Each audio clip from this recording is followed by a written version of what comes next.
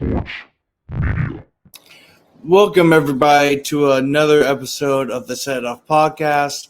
I'm your host, Grant Chachere.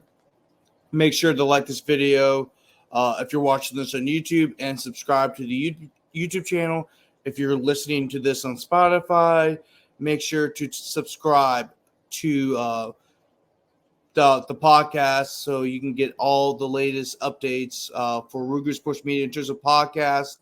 And then also if you're on YouTube for all the, not only just for the podcast, but also the highlight reels or press conferences, interviews, stuff like that. But yeah, I'm really excited about this week. We've had a lot of stuff go on this past week. I just wanted to do this one episode this week just because there's a lot of stuff that happened. And it's mostly going to be a recap of what happened this week instead of like a preview or what to watch out for and stuff like that. But first I want to get started off with giving a shout out to the American gangster, Will Wade. Congrats on leading the McNeese State Cowboys to the NCAA tournament. They were the worst team in the Southland Conference, I believe, and then they ended up having the biggest turnaround in college basketball history, if I'm correct. He won Coach of the Year, of course, led him to the big dance. And this might be his only year at McNeese because he's becoming a hot name in the college basketball world once again after what he did at not only with McNeese, but also what he did at LSU, making them kind of a household name in college basketball, which you really don't – you see LSU do that every once in a while, but he was doing it on a consistent basis that really hadn't been seen since Darryl Brown in the 80s. So I just want to give a shout-out to Will Wade for leading the Cowboys to the big dance. But then also LSU softball has been making some moves as well. LSU softball currently right now is the only undefeated team left in college softball. Yes, you heard me right. LSU softball is the biggest is the biggest name in college softball right now. Not even Oklahoma. Well, Oklahoma's the biggest name in college softball. I mean, they're still the number one team, but my point is saying that LSU is legitimately the number two team in college softball right now. This past I believe it was a couple of days ago they beat Texas 7-4. Texas was the number 3 team in the country. It was a good crowd out there. It was a field trip day for LSU. As you know, for a lot of the sports outside of football, they bring in kids from the local schools in the Baton Rouge area, and they have a blast over there. It's awesome. I've seen it with women's basketball. So a lot of the women's basketball games where they have one game per year where they allow like the local elementary school kids or local middle school kids come watch like LSU women's game or LSU men's game or any of the sports like that. So it's pretty cool to see that. Allie Newland, Taylor Pleasant. There's a lot of great players on LSU's team right now that are veterans, and it's no shock. I mean, I wouldn't say it's a shocker. I mean, everyone knows that LSU softball is usually one of the more talented softball teams in the country, but not a lot of people expected them to be this good. Considering the fact that Beth Torina was actually, a lot of people were saying, was on the hot seat because they've been really underwhelming the past few years, especially with all the talent they've had. But it seems like they finally turned the corner and are now looking to be national title contenders, which is something that a lot of people around here didn't really expect them to be. But they will play Ole Miss this weekend. Ole Miss, I believe it was like 18-7, so they're a decent team. And it'll be another statement series. It'll be another statement if they were able to not only win the series against Ole Miss, but to sweep Ole Miss. So exciting times at Tiger Park for your LSU Tiger softball team. But yeah, let's move on to NIL. It's been a pretty hot topic in the sports world with NIL for the past 2 years, ever since it was introduced to collegiate athletics. There's one side where a lot of people love NIL. It gives student athletes opportunities to make money off their name, image, and likeness, which is something they really haven't been able to do before in the past because the NCAA forbid it, but because the government got involved and the Supreme Court, I think it was unanimous that they made a unanimous decision to that basically prohibited the NCAA from not allowing their student athletes to benefit from their name, image, and likeness, or profit from their name, image, and likeness. And that's been the reason why it's been a hot topic is not so much as allowing student athletes to make money, but because there is absolutely no regulation whatsoever. I would say it's compared to the Wild West in terms of NIL. I mean, it's kind of all over the place. I don't think NIL is really the biggest issue in college athletics. I think it's more of the transfer portal, which is really unregulated. But the NIL and the transfer portal kind of come hand in hand, especially that when you have student athletes from smaller schools, they might take their talents to an even bigger school if that school is after them. But this is the reason why it's been a hot topic this past few days, because it really happened on Wednesday, I believe. Nick Saban went to the Capitol, and he was actually, weirdly enough, was sitting right next to Ted Cruz. That's something that was not on my bingo card whatsoever. But it happened, and he started talking a lot about how one of the reasons why he retired was because you had players asking him, can I have more NIL money? Like when I will be able to start, stuff like that. He talked a lot about the struggles with NIL, which I believe. I think it's the Wild West in terms of NIL. I really do believe that. I think there needs to be some regulations. Although I'm all for student athletes getting the money, like no cap. Like I'm all for student athletes to get their bag. However, there needs to be some sort of cap. I mean, not cap, but like there needs to be something put in place where it just doesn't seem as much as the Wild West. I think student athletes deserve to get paid. Matter of fact, I think they need to get paid as employees because of the amount of money these universities make. And I agree with Nick Saban, but here's my rebuttal to that.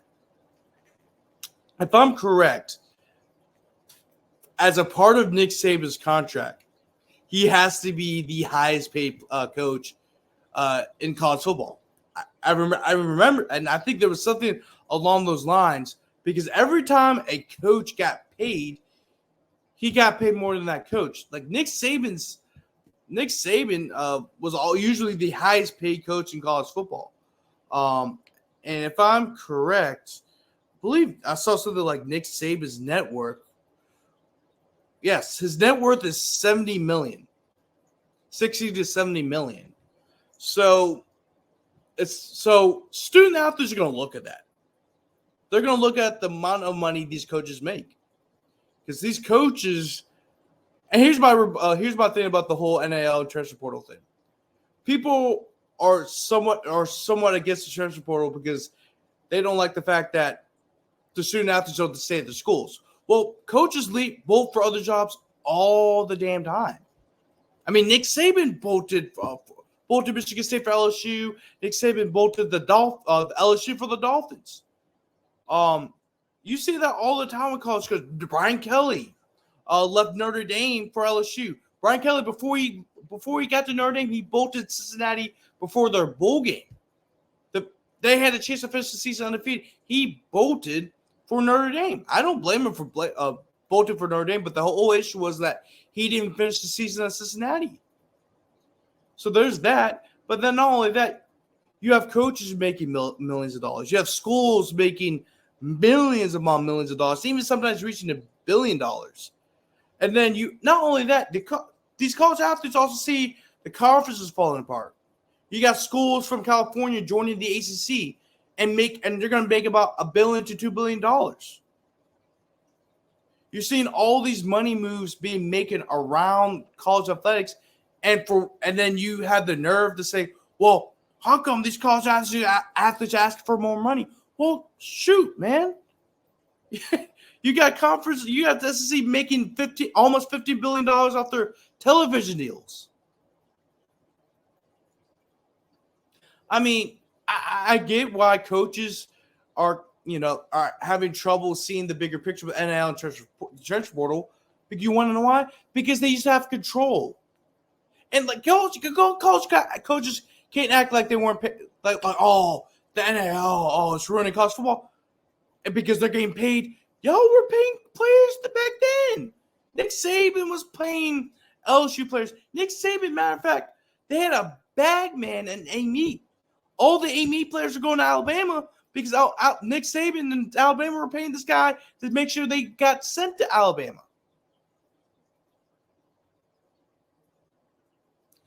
I get it. I get why they're upset, and I'm with them. But at the same time, a part of the issues why they have so much problems with the current state of college athletics is because they have no control. This is capitalism. You can't make the money off the backs of these athletes and then get mad when they ask for a little bit of the piece of the pie.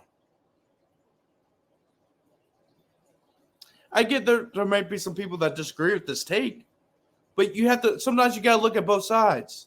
And you can't play dumb on why these student athletes want money. Matter of fact, right now, they can't even decide on a college football playoff model. Because at one point, it was 8. None of that was 8. One point, it was 12. It was agreed that it was supposed to be 12. But then the SEC and Big Ten didn't like the revenue model because they wanted more money. So now it's at 14. You don't think college athletes are looking at this stuff? You don't think they're looking at this? Come on, man. Come on. I mean, I'm going to say this one time. I know people are going to disagree with my take, but that's the reality. That's the reality, and this is the new age of college football. This is the new age of college basketball. This is the new age of college sports in general. You can't for 60, 70 years not allow student athletes to make some form of cash payment, whether it's NIL or whether it's the school paying the players themselves. But let's talk about NIL. You didn't allow players to make money off their name, image, and likeness for 60, 70 years. You knew it was going to come eventually. You saw that with Ed O'Bannon. Ed O'Bannon, the former All-American basketball player at UCLA. He sued EA Sports because they were using his likeness for some of the classic UCLA teams. Because, the classic NCAA football games and the NCAA basketball games, they use classic teams. And they'll use their likenesses for those teams. Ed O'Bannon didn't like that. He sued the EA Sports, and that's why EA Sports stopped making those college basketball games. About 4 or 5 years later, Northwestern unionizes because they feel like they deserve to get paid. And around that time, the EA Sports decided to shut down the NCAA football games because they're afraid they're going to lose because they are afraid that the players are going to sue them. Because where's our profits for using our likeness? That's why now EA Sports came back with the game because of NIL, and just say, hey, if you want to be in the game, if you want to use your likeness for the game, we will offer you a free copy of the game along with $600. And even if you want to opt out the game, you'll still get I think you can still get a free game. So EA Sports can use the name, image, and likeness, and so they shut down the games. So, but Northwestern lost that case, of course, and there's a few years go by. Then you have the whole FBI investigation of all the top college basketball programs in the country, and that's when the government started to get involved. That was it, because when the FBI got involved in the whole thing, that's when I knew college athletes are going to get paid. because the Empire started looking at the shady deals that Nike and Adidas were making to make sure that the top basketball programs were committed to Duke, were committed to Kansas, were committed to LSU, were committed to Louisville, we're committed to Michigan, we're committed to Oklahoma State, we're committed to Auburn. There's a whole list of schools that were named in that FBI investigation. Oh, Arizona.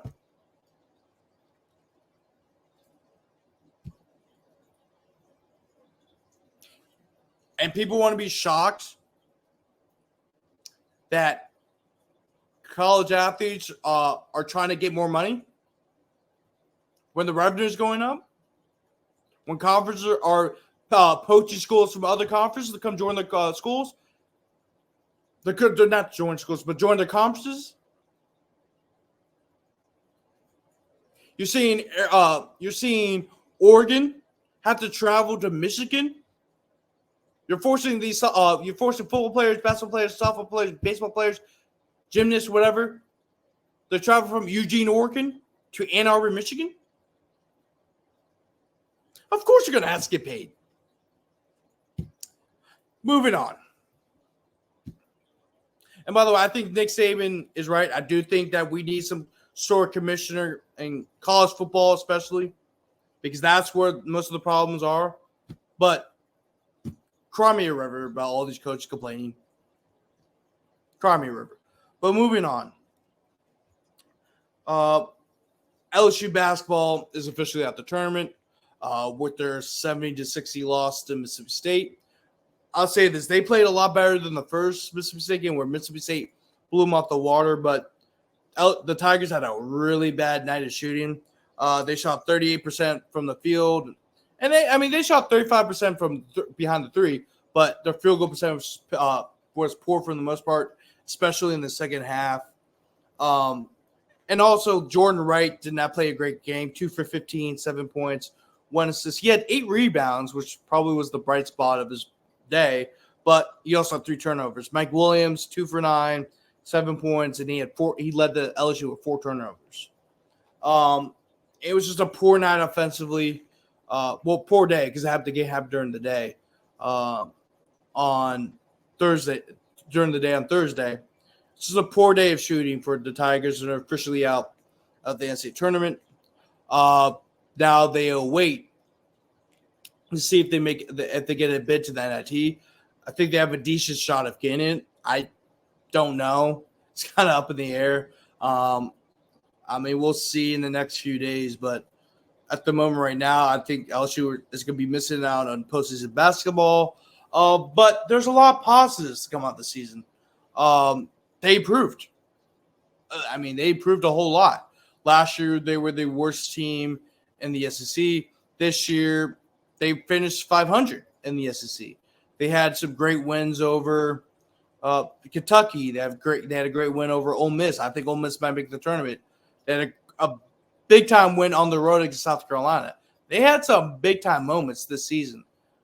They also played a lot tougher non-conference schedule. So, they played Tech. They played Texas.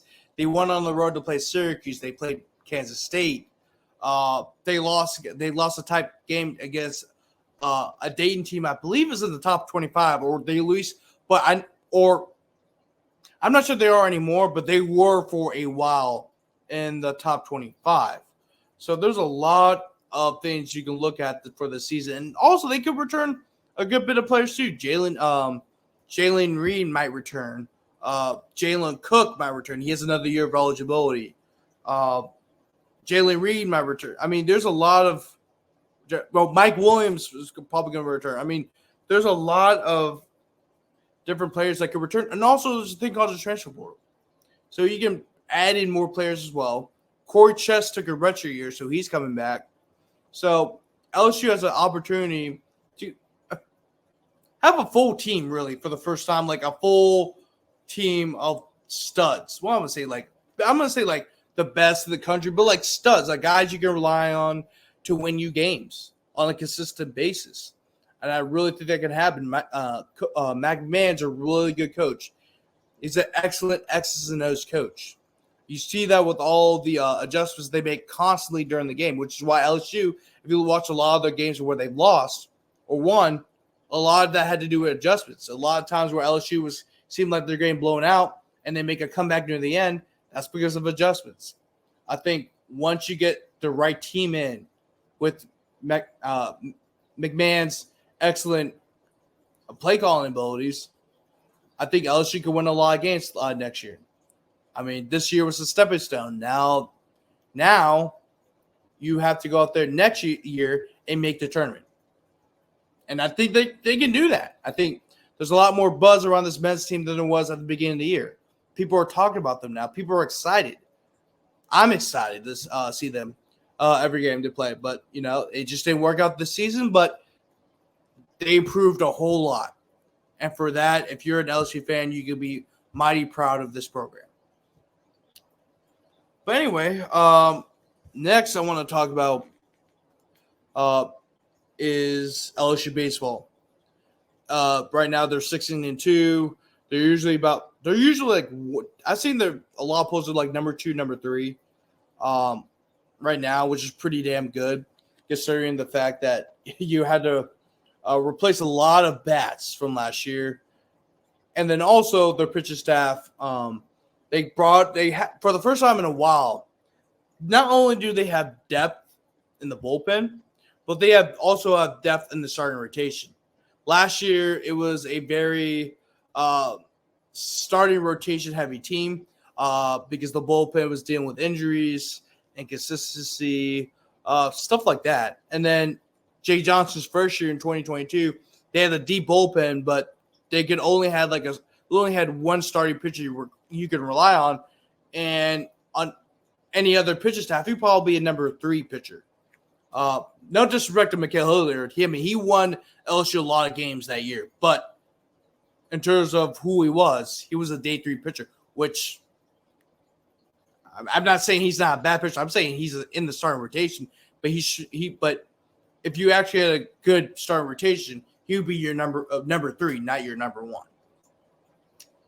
But, they've had some big-time victories. They had a great weekend in Houston for the Astros Foundation Golf Classic, where they defeated Texas handily.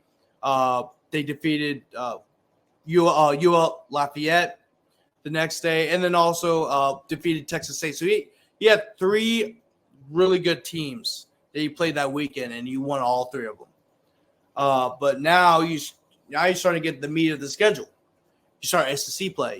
LSU will play Mississippi State, LSU, Mississippi State, and a lot of people's eyes are the 2 most prestigious baseball teams in SEC baseball history. I know Vandy's had success the last 10, 15 years. I know Florida's had a lot of success. I know Ole Miss has had some success here and there. They won the national championship in 2022. But Mississippi State and LSU really gave the SEC prominence in college baseball. Will Clark and Rafael Palmeiro, Thunder Lightning, and also LSU, they're getting ready to start their dynasty with Ben McDonald being the number 1 overall pick, and then going in the early 90s, winning their first ever SEC championship, first ever national championship, and started their run of 5 national championships from 1991 through 2000. Nobody's ever done that before in the history of college baseball outside of like USC, I think in like the 60s and 70s. So it hasn't had that. That's rare that you see a run like that in college baseball history. But moving on, a couple of players you need to watch for Mississippi State. Dakota Johnson. Right now he's batting .415 with 7 doubles and 9 home runs and 28 RBIs. That's a lot. You got Connor Hutchsack. He's batting .327. He has 5 doubles, a triple, a home run, and 13 RBIs. And second baseman David Mershon, who's batting .404 and has 6 doubles, 2 triples, and 14 RBIs. And Dakota Johnson, I mean, that's probably the biggest name you need to watch out for. He is the power hitter for this Bulldog team.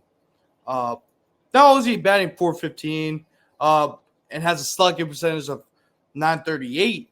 He also is the leader in on base percentage, as he has a on base percentage of 553. So he's on base 55.3% of the time, which is pretty incredible. So that means you get on base more than half the time. If you're kind of not following me there, but that they have some pretty good, decent bet. Now they have 4 or 5 bats you need to really worry about, but the rest of the lineup is not the greatest. But also another thing that, however, I don't think the one thing that Mississippi State will really struggle, why I think LSU will win this series, is simply because they will be without their ace. Their ace, so I'm pulling it up right now. Their ace, Nate Dome, is going to be out this weekend. He had a ERA 1.5, and he's 3-0 on the year with 32 strikeouts, and he's only walked 4 batters this year and has a batting average allowed of 239. So that's a pretty big deal. I mean, you don't ever want to be without your ace game one. So the person who will be pitching in replace of him is Evan Ciari. He's 0-1 on the year. It's a 4.5 ERA. Has not walked a single batter in 6 innings and has 7 strikeouts. And the thing about Evan Ciari is that through those 6 innings pitched, he's allowed 7 hits. And also has a batting average allowed of 280. So he's really struggled trying to put away batters, not only put away batters, but to make sure they don't hit the ball, essentially. So that's a big deal this weekend. And also, not only that, Luke Holman's the ace for LSU. So you already know he's gonna be dominant. I mean, 40 strikeouts on the year. That's pretty incredible. And game 2, Mississippi State will pitch Cal Steven. Cal Steven is 2-1 on the year with a 3.38 ERA. He has 4 walks allowed and 26 strikeouts and 21.1 innings pitched. Steven, of course, he does a little bit better against opposing batters. He's only allowed 16 hits through 21.1 innings pitched, and he only has walked 4 batters all year. So he'd be a much better. So Mississippi State will have a much better pitcher going into game 2. He also opposing batters have a 2.08 batting average against him. So he's a much better pitcher than what Mississippi State will be pitching in game 1. And then also for LSU, they'll be pitching Gage Jump. Gage Jump currently 2-0 on the year, and through 13.1 innings pitched, he's only had 2 walks and has 21 strikeouts. I think Gage Jump will probably have a much larger pitch count, given that now he's more comfortable pitching on the mound after he missed all last year with TJ. So I expect a big outing from him. Game 3, you'll have Thatcher Hurd. And Thatcher Hurd looked great against a pretty good Texas State team that I believe finished 2-1 that weekend that LSU went up to Houston. They beat Texas and they beat Houston to finish 2-1 on that on the weekend. So I think that it'll be awesome to see Thatcher have, after having 2 outstanding outings, his last 2 outings. He will be going up against Gerangelo Cigente, 3-0 on the year with the 2.08 ERA. And the problem with Cigente is that he has 11 walks on the year. However, he has 35 strikeouts on the year. which actually leads the Bulldogs. He leads the Bulldogs in strikeouts, so he's a very effective pitcher. And not only that, if you not really familiar with his name, he's also the guy that can switch pitch. He can pitch with both his right and his left hand.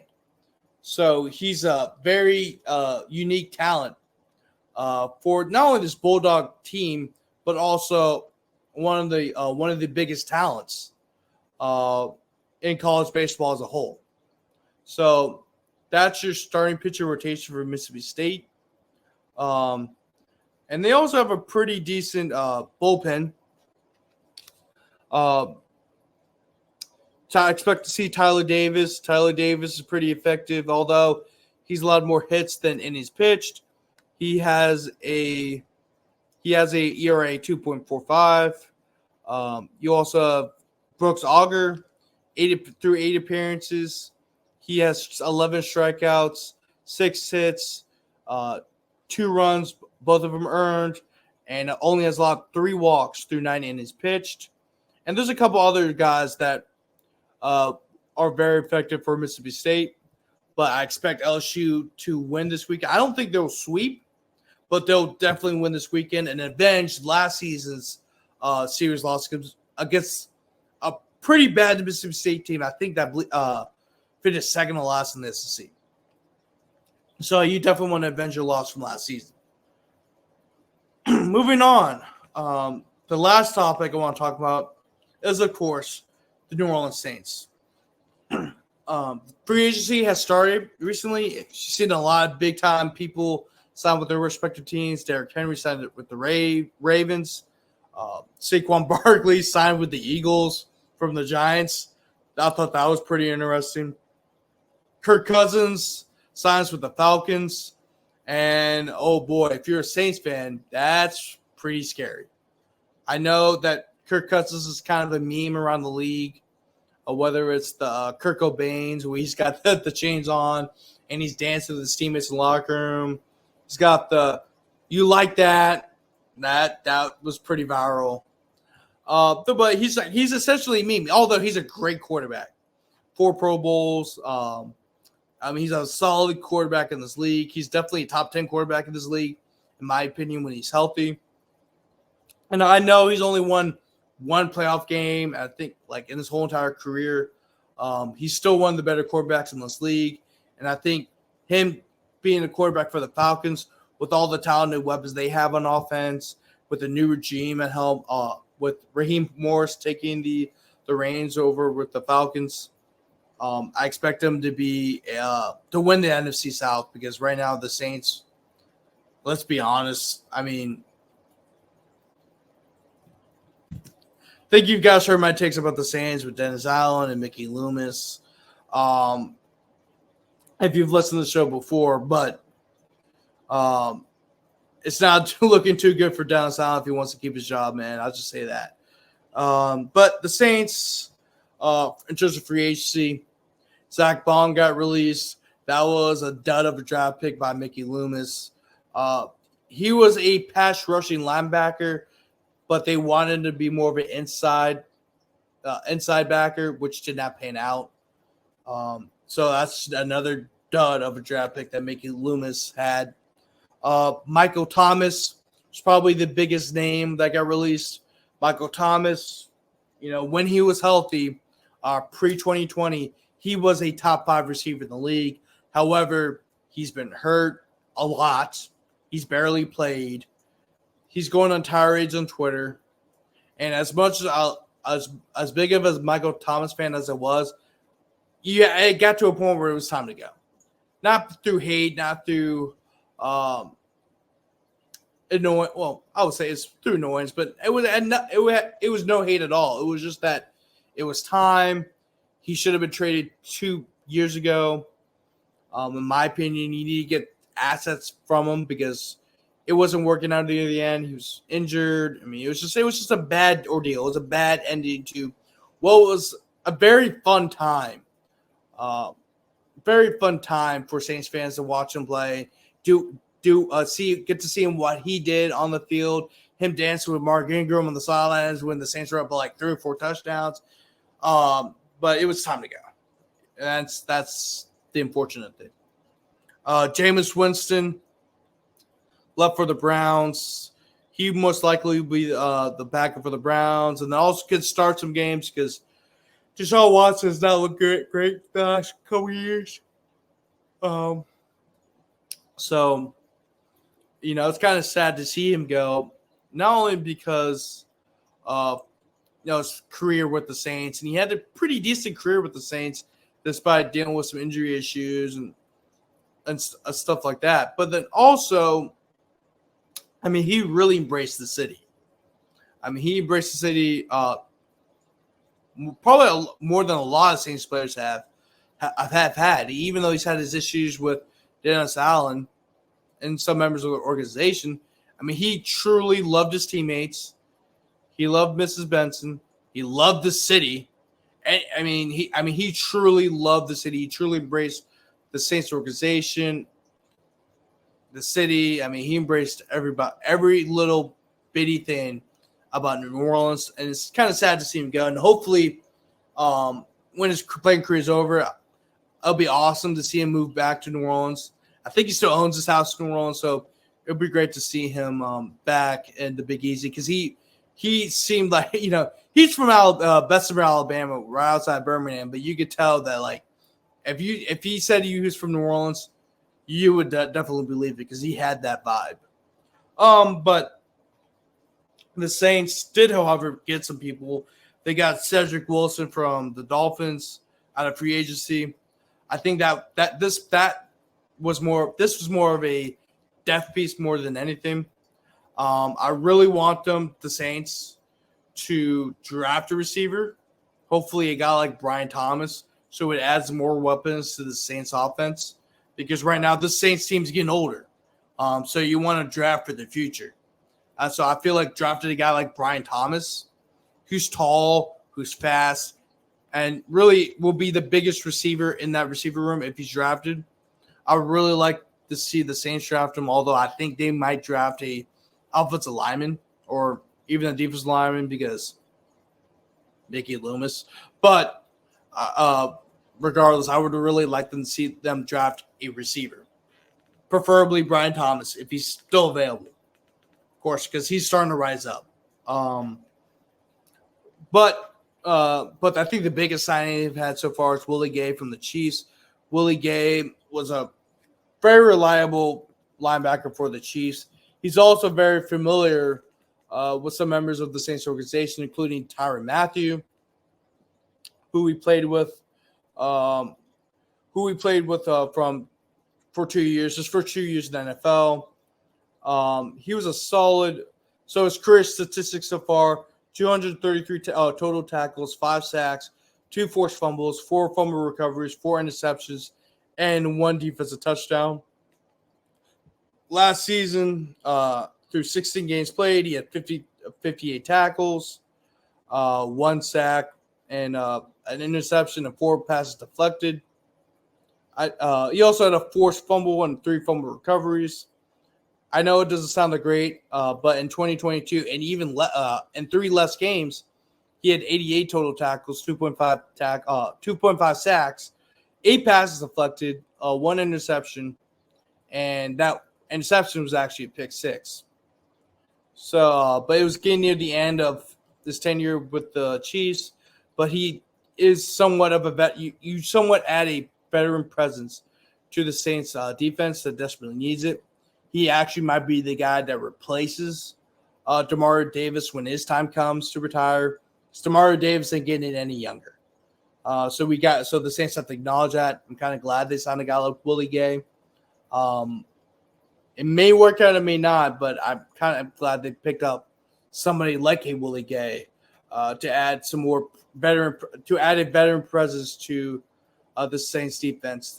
And also, not only is he a veteran, he's also a relatively young guy, which is very important because, like I said, the Saints are pretty old now.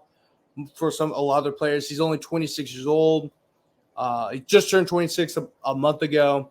So he's still relatively young. He's still got some fresh legs, and that's very important especially when the Saints defense is getting older.